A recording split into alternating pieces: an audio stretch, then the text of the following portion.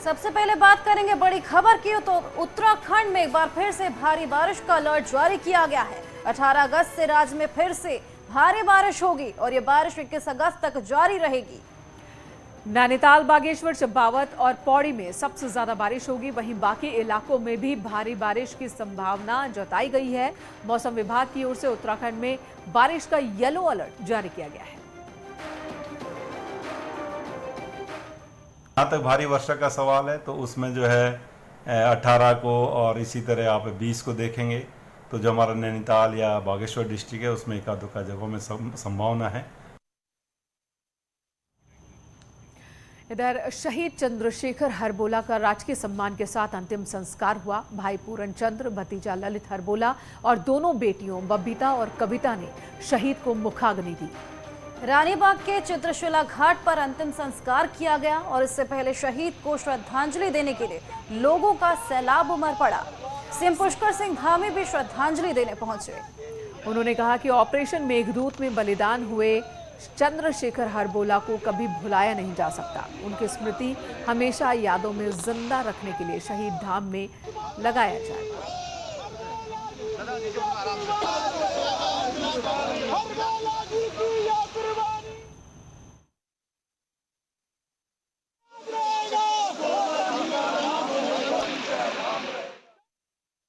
ये एकता के लिए, देश की सुरक्षा के लिए, देश की रक्षा के लिए अपने प्राणों का बलिदान दिया है और हमें गर्व है उनकी शहादत पर कि हम उत्तराखंड के अंदर यहाँ हमारे वीर सैनिकों का लगातार देश की रक्षा के लिए अपने प्राणों का बलिदान होता है। उसी कड़ी में वीर चंद्रशेखर हरबोला जी का भी जो है बलिदान हुआ है, वो हमारे सबके हमेशा स्मरण में रहे। देश के लिए अपने प्राणों की आहुति दी है, देश के लिए बलिदान किया है। हम सब उनको विनम्र श्रद्धांजलि अर्पित करना चाहते हैं, उन्हें नमन करना चाहते हैं, उन्हें वंदन करना चाहते हैं। गर्व हो रहा अपनी ताऊ जी पर। मेरे ताऊ जी 38 साल बाद अपने घर लौट के आए, अपने देश लौट के आए। धन्यवाद से वीर को, उस माँ के लिए, ऐसे जो बेटा पैदा किया उसने भारत माता के लिए। तो चलिए रुक करेंगे अगली खबर का। वो कहावत तो आपने सुनी होगी, जाखो राखे साइयां मार सके ना कोई।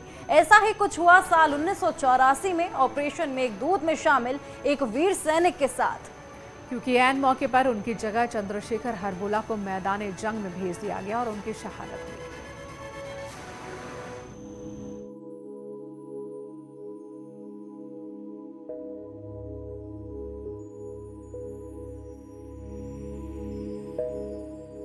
देश के नाम शहादत हर किसी के हिस्से में नहीं आती। वो खुशनसीब होते हैं जिनका शरीर तिरंगे में लिपट कर आता है। ऐसा ही हुआ साल 1984 में ऑपरेशन मेघदूत के दौरान, जब सेना के 19 जवानों की टुकड़ी को बेस कैंप से सियाचिन की चोटियों की ओर कूच करने का आदेश मिला। इसी टुकड़ी में शामिल थे जवान केएस नेगी, लेकिन होनी को कुछ और ही मंजूर था। अंतिम मौके पर अधिकारियों के आदेश पर केएस नेगी को किसी और ड्यूटी में लगा दिया गया और उनकी जगह चंद्रशेखर हरबोला को ड्यूटी पर जाने का आदेश दिया गया। फिर क्या था, हरबोला उस टुकड़ी का हिस्सा हो गए और दूसरे दिन पता चला कि ये टुकड़ी बर्फीले तूफान की चपेट में आ गई। बाद में सूबेदार बनकर रिटायर हुए केएस नेगी उस दिन को याद कर आज भी भावुक उठते हैं। मैं भी उस पेट्रोल पार्टी का ही हिस्सा था, लेकिन कोई जरूरी काम से मेरे को रोक लिया गया था और लास्ट नायक चंद्रशेखर को मेरे बदले उसमें नियुक्त किया गया था।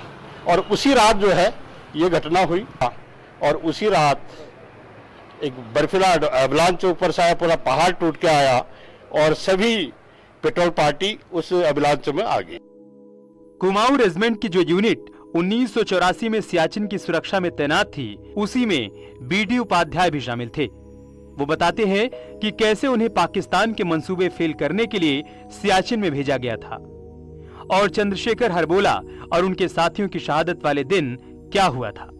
रीइंफोर्समेंट करने के लिए एक ऑफिसर, 16 जवान, जिसमें लेफ्टिनेंट पंडित साहब और लास्ट नायक चंद्रशेखर शामिल थे, ये चले गए और दूरी ज़्यादा होने के कारण रात को इनको स्टे करना पड़ा। और हम उनके पोशाक से अंदाज़ा लगाते हैं कि यह अभिलांच सुबह 4 साढ़े 4 बजे आया होगा, क्योंकि जो बॉडी उस समय पहली बॉडी मिली लांस नायक मोहन सिंह जी की, उनके एक पांव में जूता था, पट्टी थी, दूसरा पांव नंगा था।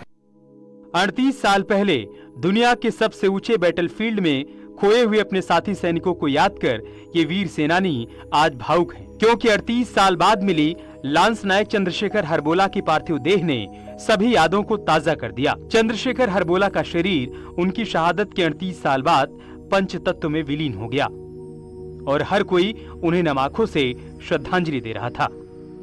हल्द्वानी से न्यूज 18 के लिए शैलेंद्र नेगी की रिपोर्ट। चलिए बात कर लेते हैं भर्ती किंग और उसके कनेक्शन की। उत्तरकाशी के भर्ती किंग के नाम से कुख्यात आरोपी हाकम सिंह के साथ सोशल मीडिया पर कई राजनेताओं और डीजीपी अशोक कुमार की तस्वीर वायरल हो रही है। वायरल फोटो पर डीजीपी अशोक कुमार ने अब सफाई दी है।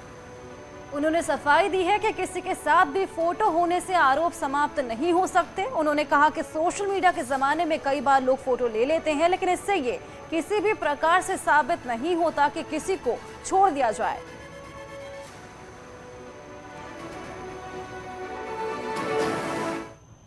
तो ऐसे में बहुत लोग जो है फोटो आदि खिंचवा लेते हैं। कई बार वो असंभव भी होता है कि उसको रोकना, क्योंकि आप चल रहे होते हैं तो भी फोटो खींच लें। सिर्फ हमने अपने अधिकारियों को निर्देशित किया है कि किसी इन्फ्लुएंशियल आदमी के साथ फोटो खिंचवा लेना, इस बात का कोई प्रमाण नहीं है कि उसे किसी भी तरह से प्रोटेक्शन दिया जाए। एक फोटो खिंचवाने से कोई अपराधी का अपराध कम नहीं हो जाता। और अगली खबर, काशीपुर में एक दिल दहला देने वाली घटना सामने आई, जहां महिला ने अपने 2 मासूम बच्चों को जहर देकर खुद भी जहर खा लिया। इलाज के दौरान महिला और उसके 2 साल के बेटे की जान चली गई, जबकि 4 साल की बेटी का इलाज चल रहा है। महिला ने ये आत्मघाती कदम क्यों उठाया, पुलिस इस बात की जांच कर रही है।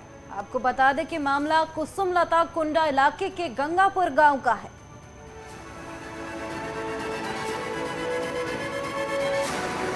महिला कुसुमलता ने अपने 2 बच्चों को जहर देके और खुद भी जहर खा लिया, इनका कहना यह है।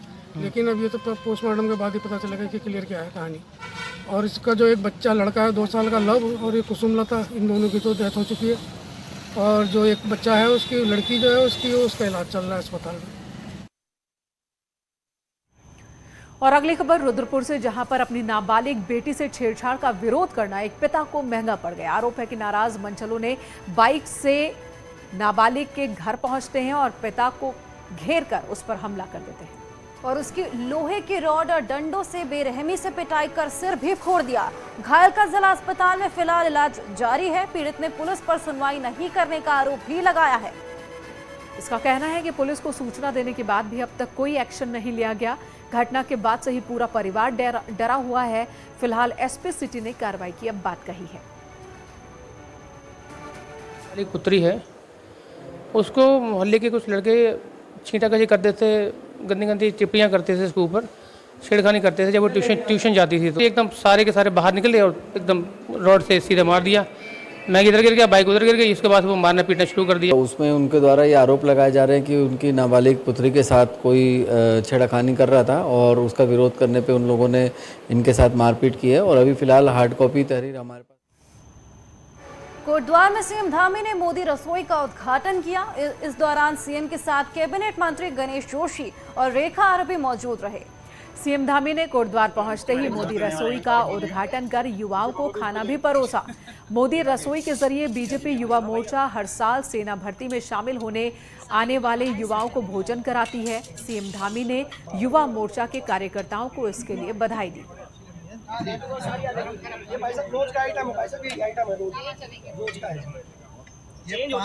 इस अवसर पर आप सबके द्वारा जो यहाँ पर सेवा का कार्य पिछले कई सालों से किया जाता रहा है और इस वर्ष भी क्योंकि भर्ती मेला यहाँ पर शुरू होने वाला है और आप सबके द्वारा किया जा रहा है, निश्चित रूप से ये बहुत बड़ा काम है। उत्तराखंड कांग्रेस ऑफिस में कमरे बदलने जाने की तैयारी है और सबसे ज्यादा चर्चा प्रदेश अध्यक्ष करण महारा का कमरा बदले जाने की है। असल में 2014 के बाद जिस कमरे में प्रदेश अध्यक्ष की कुर्सी लगी, कांग्रेस कोई चुनाव नहीं जीत पाई, तो क्या कमरा बदल देने से कांग्रेस की किस्मत बदल जाएगी?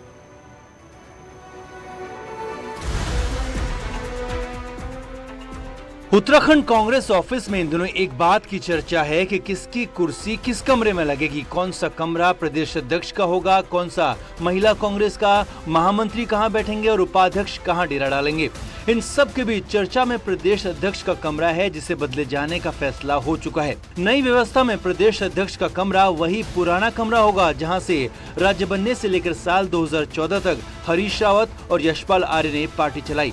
उत्तराखंड कांग्रेस 2022 का विधानसभा चुनाव हारी, करण महारा फिर प्रदेश अध्यक्ष बने और अब प्रदेश अध्यक्ष का कमरा बदले जाने की तैयारी है। फिलहाल कांग्रेस प्रदेश अध्यक्ष का कमरा यह है। इस कमरे में इससे पहले किशोर उपाध्याय, प्रीतम सिंह, गणेश गोदियाल प्रदेश अध्यक्ष के तौर पर रहे। रिजल्ट पार्टी के लिए अच्छे नहीं रहे और अब बताया जा रहा है कि कांग्रेस के प्रदेश अध्यक्ष करण महारा, महामंत्रियों का जो कमरा है ये प्रदेश अध्यक्ष का नया कमरा होगा। यहाँ बैठने की व्यवस्था में कुछ परिवर्तन किया गया है क्योंकि पदाधिकारी कुछ ज़्यादा हो गए और यहाँ पे कक्षों की संख्या भी हमारे पास कम है, तो जिसमें माननीय प्रदेश अध्यक्ष जी बैठते हैं। तो निर्णय ये लिया गया कि प्रदेश अध्यक्ष जी अब ये जो महामंत्री वाला जो कक्ष है उस वाले कक्ष में बैठेंगे और जो हमारे महामंत्री लोग हैं, जो प्रदेश अध्यक्ष जी जहाँ बैठ रहे हैं वहाँ पे बैठेंगे। राज्य बना हुआ था, राज्य बना तो राज्य बनने के साथ ही हरीश रावत जी ने इस कक्ष में अध्यक्ष का अपना पदभार ग्रहण किया था। उसके बाद यशपाल आर्य जी भी इस रूम में बैठे हुए थे। कमरा बदलने की बातों के बीच सवाल यही उठ रहा है कि क्या प्रदेश अध्यक्ष का आज का कमरा अशुभ है और पुराना कमरा शुभ है। प्रदेश अध्यक्ष के पुराने कमरे में साल 2000 से 2014 तक हरीश रावत और यशपाल आर्य अध्यक्ष रहे, जिसमें 2002 और 2012 में सरकार बनी और 2009 लोकसभा चुनाव भी जीता। जबकि 2014 से अब तक जिस कमरे में अध्यक्ष की कुर्सी है वहां किशोर उपाध्याय, प्रीतम सिंह, गणेश गोदियाल न लंबे टिके और न पार्टी बड़ा चुनाव जीत पाई। अभी उसी कमरे में करण महारा भी बैठते हैं। ऐसे में पुराने कमरे में लौटने से क्या कांग्रेस की किस्मत का दोष दूर होगा और क्या वाकई पुराना कमरा अध्यक्षों और पार्टी के लिए लकी रात? सन फेसिंग है और तो उस हिसाब से शायद किसी ने राय दी होगी, तो उचित राय दी है और फिर उसमें सामान्यतः हो जिस चीज से पार्टी का अपना इतिहास जुड़ा रहता है तो उससे थोड़ा प्रेम तो होना ही चाहिए उस जगह से। जो अब ये अध्यक्ष जी पर निर्भर करता है कि वो अपना कक्ष कहाँ रखना पड़ता है, लेकिन कक्ष बदलने से जो है सरकारें आएंगी और जाएंगी तो मैं समझता हूँ ये असंभव सी बात है। हमको पूरी मजबूती के साथ कार्य करने की आवश्यकता है। कांग्रेस पार्टी और अध्यक्ष बनने वाले नेता के लिए कांग्रेस अध्यक्ष वाला कमरा ठीक नहीं रहा, ये साफ नजर आता है। पर कमरा बदलने से क्या कांग्रेस की किस्मत चमकेगी या कमरा बदलने के बाद 2024 लोकसभा चुनाव के रिजल्ट से ही पता चल पाएगा। देहरादून से न्यूज़ 18 के लिए दीपांकर भट्ट की रिपोर्ट। तो रूम बदलने से किस्मत बदले ना बदले, ध्यान देने की बात तो यह है कि इस पर भी कांग्रेस के नेता एक मत नहीं है। जी मेनका, खैर कांग्रेस का तो पता नहीं, लेकिन उत्तराखंड के टीचर्स के लिए एक अच्छी खबर आई है। उत्तराखंड में छात्रों को पढ़ाने के लिए टीचरों को टैबलेट दिया जाएगा। प्रदेश के 22,000 टीचरों को मेनका टैबलेट देने की सरकार की योजना है और इसके लिए सरकार ने फंड भी जारी कर दिया है। अगले हफ्ते से शिक्षा विभाग डीबीटी के जरिए टीचर्स के खातों में ये पैसे भेजेगा।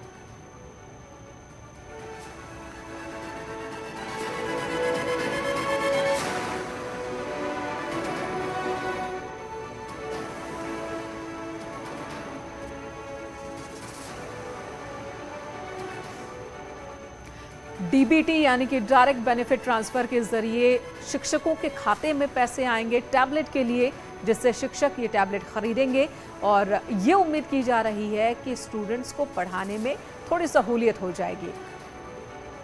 तो 22,000 शिक्षकों को टैबलेट दिए जाएंगे। और इसी बीच एक भयानक खबर आ रही है। उत्तराखंड उत्तरकाशी में एक बार फिर भारी लैंडस्लाइड हुआ है और आपको बता दें कि इसकी लाइव तस्वीरें कैमरे में कैद हुई है। गंगोत्री हाईवे पर धरासू बैंड के पास ये भारी भूस्खलन हुआ है, जिसमें पहाड़ी का एक बड़ा हिस्सा धरासू बैंड के पास गिर गया। भारी भूस्खलन के बाद हाईवे बंद हो चुका है। एक बार फिर से दोनों तरफ गाड़ियों की लंबी लाइनें लगी हुई हैं। हालांकि एनएच के कर्मचारी इस वक्त रोड खोलने में जुटे हुए हैं।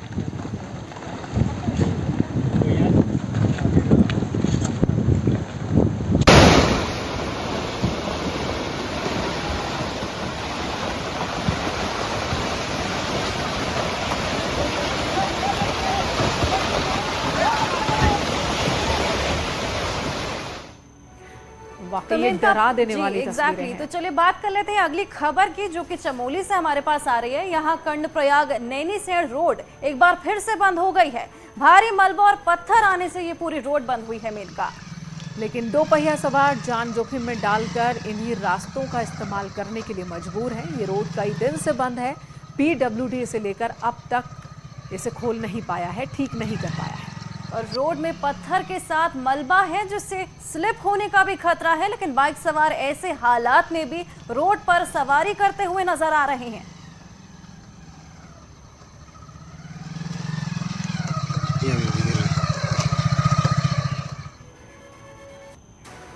और अगली खबर ले लेते हैं। दिल्ली देहरादून एक्सप्रेसवे पर डाटकाली में बनाई जा रही टनल पहाड़ काटकर आर पार कर दी गई है। साथ ही 340 मीटर लंबी 3 लेन टनल के आर पार होने से अब तेजी के साथ टनल निर्माण का बाकी काम हो सकेगा और टनल को कंप्लीट बनाने में अभी 1 साल का समय और लग सकता है। बिल्कुल, सबसे मुश्किल काम होता है पहाड़ को काटकर उसके अंदर से रास्ता बनाना। तो पहाड़ काटने का काम हो चुका है, टनल आर पार बन चुकी है, लेकिन अब इसको इक्विप्ड करने की जरूरत है। पहले निर्माण एजेंसियों ने टनल साइट पर पूजा अर्चना की। 3 लेन टनल की चौड़ाई 13 मीटर और ऊंचाई 7 मीटर होगी।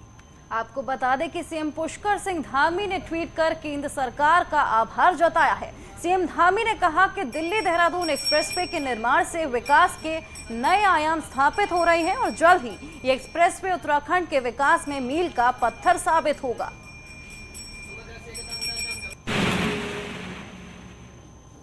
तो मेनका केंद्र सरकार की ग्रीन एनर्जी को बढ़ावा देने की मंशा उत्तराखंड में परवान नहीं चढ़ पाई है। राज्य सरकार की सोलर प्लांट पॉलिसी भी सफल नहीं हो पाई। हालात ये हैं कि मार्च 2022 तक 1000 का टारगेट था, लेकिन सिर्फ 65 प्लांट ही लग पाए हैं और जिनके प्लांट लगे हैं उनके भी हाल बहुत परेशान करने वाले हैं। देख लीजिए जरा।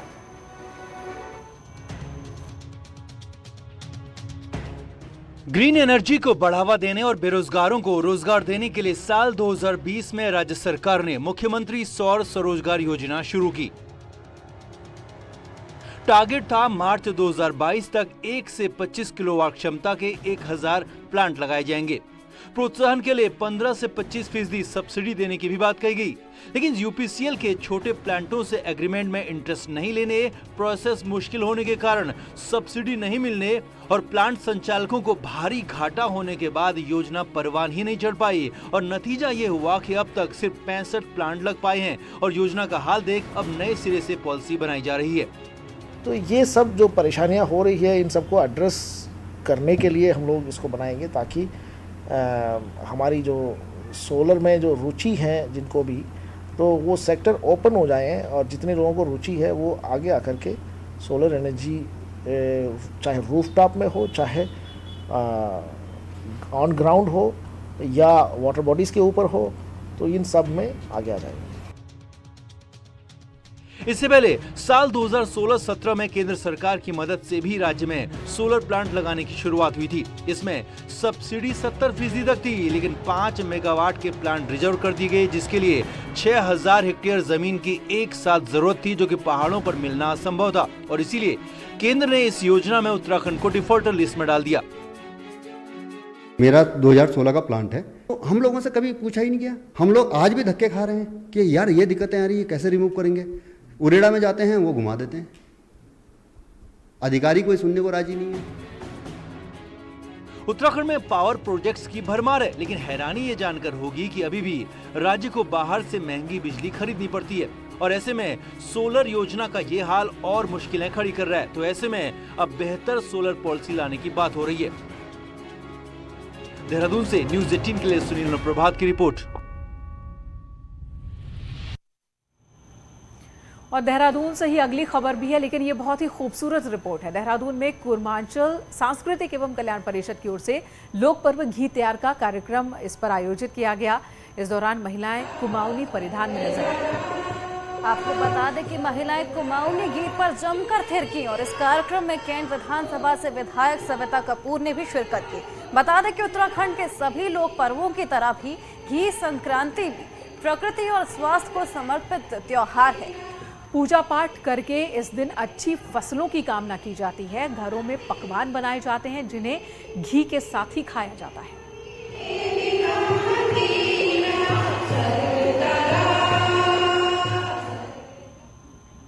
उत्तराखंड राज्य से खेलने वाला युवा शूटर शपथ भारद्वाज अगले महीने 19 सितंबर से क्रोएशिया में होने जा रही ICCF शूटिंग वर्ल्ड चैंपियनशिप में भारत का प्रतिनिधित्व करेगा।